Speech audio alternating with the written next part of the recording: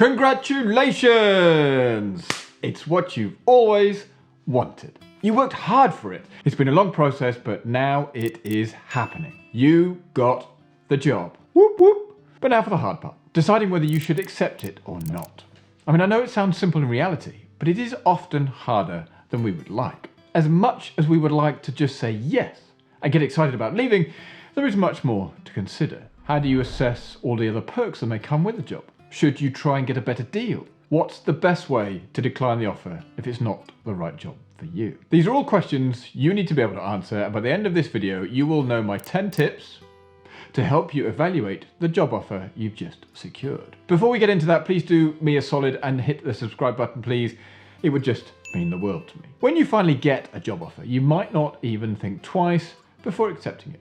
After all, isn't that the goal of all the weeks and maybe months of dedicated job searching? But not every job offer is the right one for you. So you'll need to assess it carefully before moving forwards.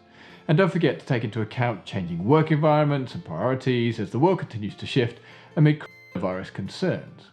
What may work for you now may not be a good fit in several months or years down the road when employers and employees have both returned to their new normal. Put yourself in a position of power by using these 10 tips to investigate a job offer and decide if it's right for you. Number 1, think long term.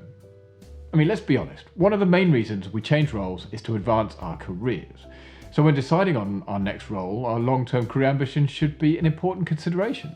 It is not an understatement to make that every career decision we will make will ultimately impact our long-term career ambitions, which means it's all the more important to make the right choices. Long-term ambition should act as an end goal, and whichever job choice you make now, it should move you further down the road towards that end goal. I spoke recently about the only career advice I will give my unborn children, and this plays to that really strongly. It is all about knowing what you are working towards. I believe that if you enjoy what you do, become very good at it, then the money will follow. But it is easy to get sidetracked and pulled in a different direction by large salaries or bonuses. But be careful, because going down that route is a slippery slope. So, thinking long term is super important. Number 2 is about not getting blindsided by salary. Now, I know that hugs and kisses don't pay mortgages, so salaries are a major consideration in taking a new role, but it shouldn't be the only factor. We must remember that compensation comes in many forms. So other perks could be non-monetary, such as increased responsibility or greater exposure. Compensation also comes in many forms, so don't just make decisions based solely on the salary. A package may be more appealing than it initially thought when adding on all the perks and benefits. Don't also forget to look at the other perks, such as holiday allowances, private medical, long-term incentive plans, just think equity in a business, bonuses, pension schemes, etc. These all add up, and depending on what is important to you, will help you determine if the role is right. Employers take all of the benefits offered to employees into account when they set the salaries. So make sure you are looking at the entire package before you say the pay is too low. This is hard to do, but if you want to make a decision completely unbiased by salary, ignore the financial package and focus instead on what excites you about the offer. Number 3 is about assessing the work-life balance. The work-life balance of any job means different things to different people, so consider what each role impact will have on your own needs and requirements. If you have a young family or other responsibilities, then being able to work from home or work flexibly may be a more pressing concern. Also consider the role's location and commute, as this could significantly impact on your day-to-day life. It's easy to get excited about a new job offer and put off thoughts of a potential commute when offices do begin to open up properly. But unless the company's decided to embrace remote work permanently, there's a strong chance you will be facing traffic on a commute at some point in the future. So be sure to map out how long your commute could be and whether this is something that would work for you. I've just finished reading To Pixar and Beyond, which is a book written by Lawrence Levy, the former CFO of Pixar, who worked very, very closely with Steve Jobs. Now, the reason for saying this is that when he was approached to become CFO, which was an amazing opportunity, he nearly turned it down because of the commute from his home to the Pixar office. It was nearly 2 hours each way. That's quite a daily commitment. Nevertheless, the role outweighed the commute in Levy's situation, and you must make the same choice. In fact, I'll put a link in the description below because it is absolutely a fascinating read and a great one to get insights into how the late great Steve Jobs acted. Now, number 4 is about financial implications. This is often overlooked, especially if you are hugely excited about the job, but if the job means moving somewhere new, make sure you research the financial implications of doing so. Not the actual cost of moving, but for example, any tax rate changes of where you are headed to. I mean, this is probably more applicable for any interstate moving in the US or when you're moving from a new country in Europe, for example. Obviously, the more tax you pay, the less you will take home. And while you're confirming any tax implications, bear in mind the cost of living too. It was only this week that inflation hit highs not previously seen since the 1980s, and as such, the cost of living, certainly here in the UK, is skyrocketing. Living somewhere like London, New York, San Francisco or Tokyo costs more. I mean, a lot more than most other places. So make sure your new salary covers your expenses and then some. This is the prime time to put your negotiation skills to work, and if you need help with that, please do check out this video here where I show you how to negotiate like Harvey Specter from Suits. And if you don't know who Harvey Specter is, please Google Suits because it is a great series. Number 5 is about picking apart the personalities. I mean, if we are going to be a bit cheesy for a moment, the interview process is where the magic happens. It is the process that offers you the best chance to gain a good understanding of how the company operates at a personal level. It might not allow you to build a completely accurate picture of the job through the interview, but it should give you a sneak peek of what to expect. So you loved the company you interviewed with, but what about your prospective boss? Maybe not. While a sweet job offer, or maybe even you have more than one, might have you wearing professional love goggles, they can fade quickly once you have to report to a boss who's not really your cup of tea. Try to determine what your boss's management style would be and see if it works for you. Now here's a key tip. A good interview should give you an insight as to what a regular working day would be like and be able to gauge the company's workplace culture, which will enhance your decision-making process. Bear that in mind because culture is king and you want to work somewhere that fits for you. And this leads nicely into number 6, which is see if you fit. While you are evaluating a job offer, see if you can gain some insight into the company's culture too. I mean, social media is a great place to start, as are review sites such as Glassdoor. But you can also learn more about culture by reading a company's branding and reflecting on your interview experience. Did you get along well with the people that you talked to? What did they say about their time at the company, good, bad, or indifferent? I mean, a few years ago, I pulled out of an interview process because of fit. This wasn't against the company per se, but rather the culture and approach didn't fit with what I was after. For many years, I have fought against the traditions of being in the office, working the 9 to 5, and adhering to outdated working practices. It took time, hard work, and some really large frustrations, but I am pleased to have broken free from those expectations. As a result, I will never accept another job which requires me to put on a suit and tie, travel into the office every day, and be a part of a culture of presenteeism.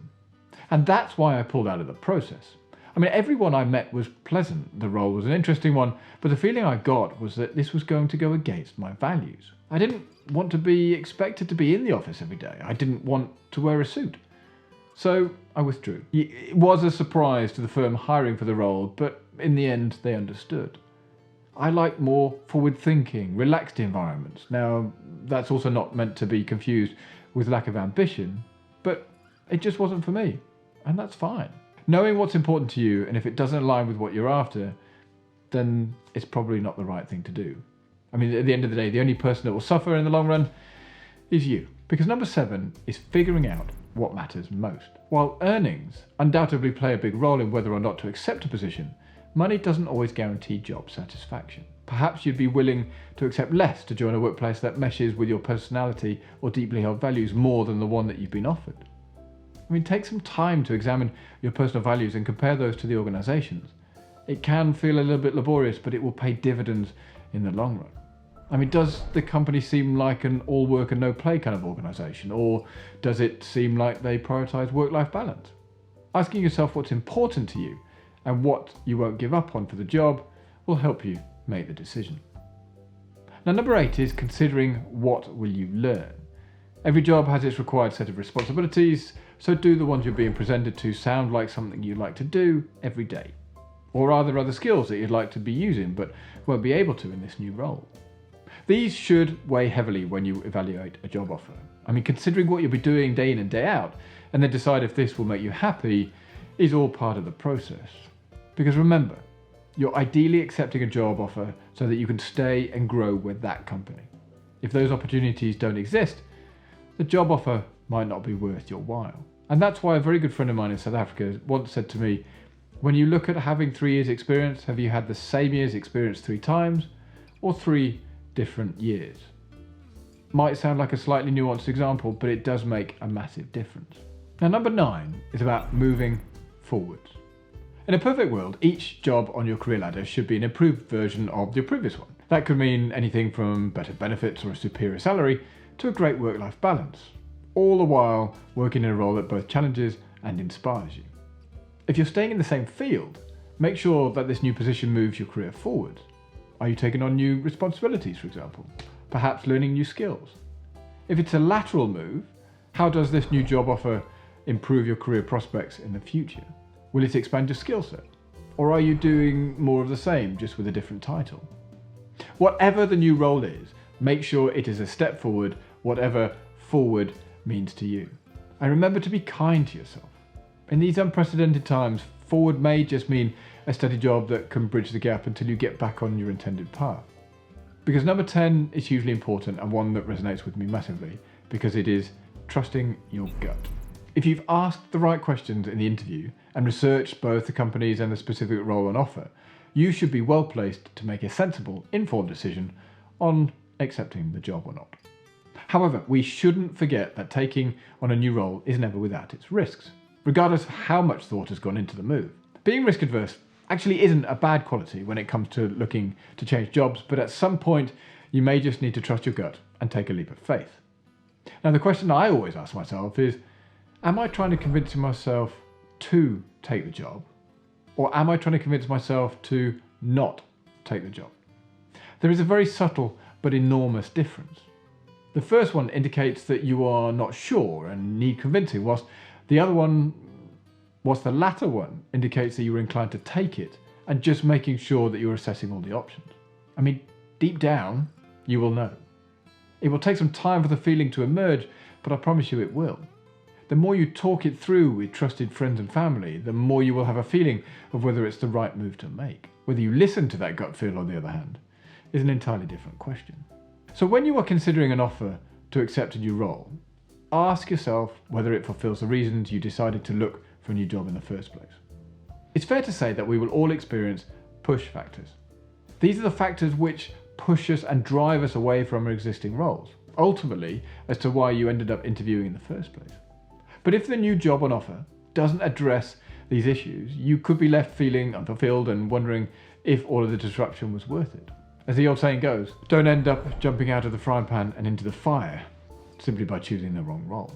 And that's it. If you like this video, I would highly recommend this one here where I ask, should you accept a counteroffer when looking to leave your company? I think you'll find it really helpful, especially in relation to this video. But with that, have a great day, and I'll see you all in the next video. Cheers.